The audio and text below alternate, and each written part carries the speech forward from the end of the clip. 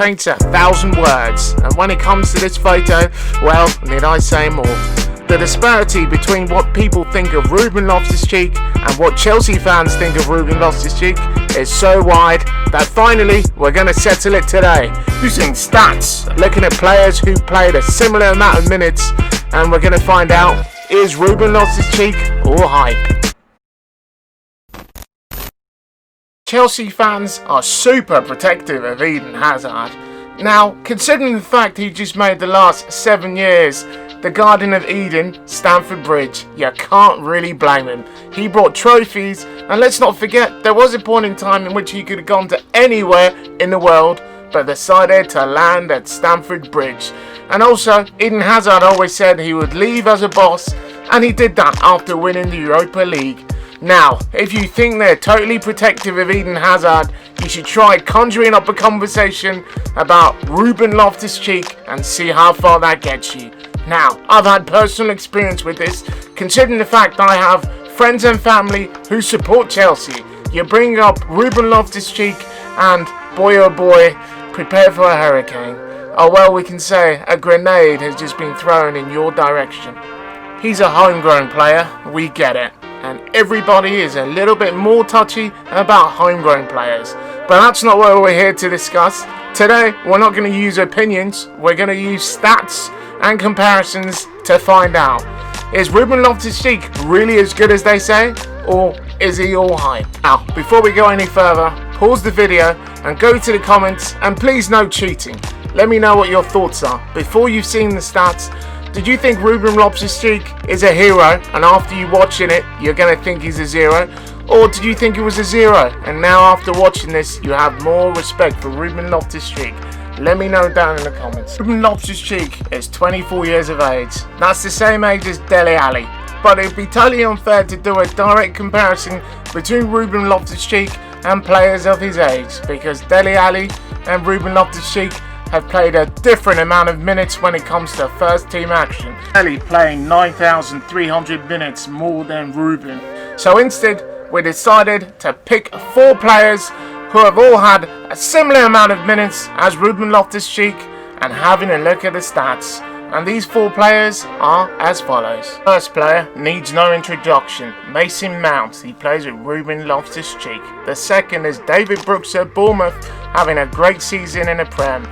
Todd Cartwell has had an incredible season.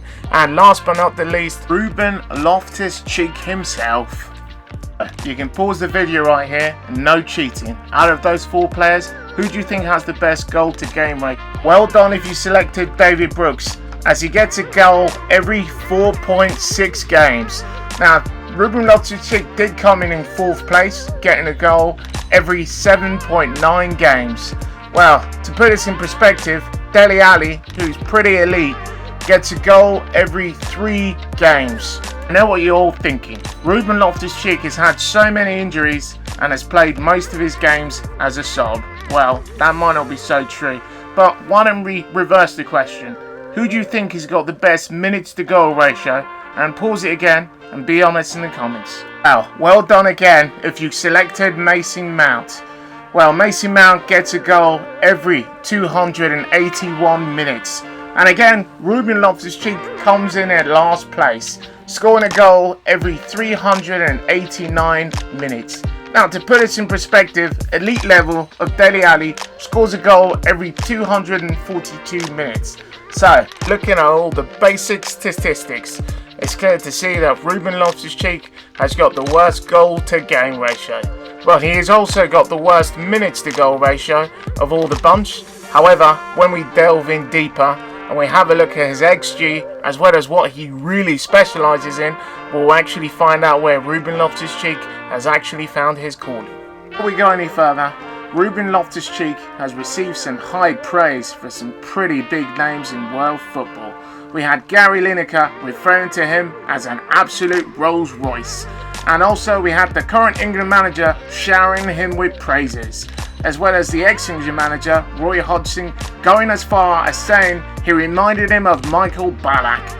Only that, Ruben Loftus-Cheek more strings to his bow than Michael Ballack ever did. I mean, afterwards he did go to compare him with Jack Wilshere. I think he meant more for his silky skills, but given the way he's had injuries similar to Wilshere, that might be lost in translation. Bits of information which most people will not be familiar with about Ruben Loftus-Cheek is the fact that he actually has two older brothers in football, the more famous of which, Cal Court, made a £7 million move to Newcastle under Sir Bobby Robson. Unfortunately, his career ended and he actually fizzled out in the American League due to a series of pretty bad injuries.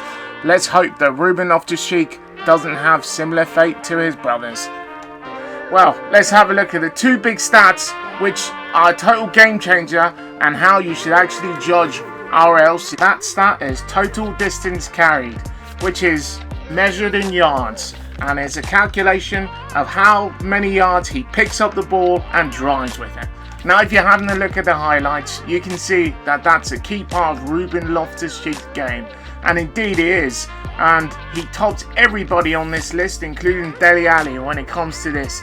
In actual fact, he actually is so good at carrying and driving with the ball that he's actually within the top percentile in the Premier League when it comes to this for a midfielder. Second stat which sets him apart is his XG. Again, he tops everyone, including Dele Alli when it comes to this. Now, expected goals is a measure of the difficulty of chances and easy chances which are not missed. And when it comes to this, it's actually quite clear. Ruben Loftus-Cheek is quite clinical with his finishes, including scoring a lot of goals which he has no right to finish. This leaves him with a very healthy goal minus XG of 3.3, which is pretty positive and one of the best again in the division. Basically, this means that he scored 3 goals which he had absolutely no right to do in the highest levels of difficulty, which is pretty impressive. To summarise, Loftus-Cheek is clearly not an elite player yet. He does have some great characteristics which are contributed by his power, which sets him apart from most midfielders. However, when you do compare his goal to game ratio as well as his minutes to game ratio, some of the really good prospects in the Premier League, you see he doesn't quite match up. However, he is one of the most dynamic midfielders in the league, and indeed when it comes to driving the ball and carrying the ball forward, he is actually in the top percentile in the league. We're hoping to avoid injuries if he can fulfill his potential finally, and hopefully he can have a better career than his half-brother Carlton Court, who started off so promisingly but ended up not so well. Anyway, it's been your boy MJ. Please do like, share and subscribe, and as always, until next time.